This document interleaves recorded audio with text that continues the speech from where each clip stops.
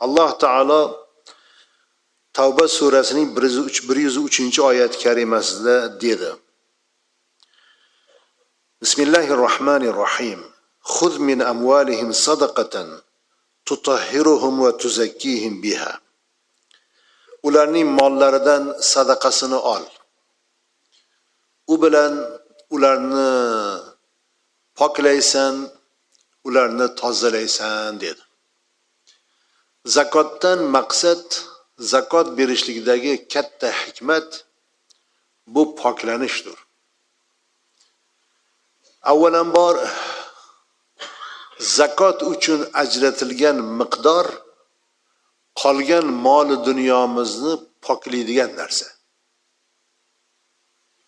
Zakot uchun ajratilgan miqdor qolgan molingizni poklaydigan narsa. O'z-o'zidan ma'lum bo'ladiki, zakot uchun ajratilgan miqdor bu molning kiridir.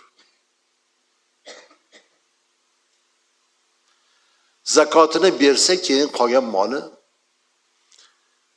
toza bo'ladi.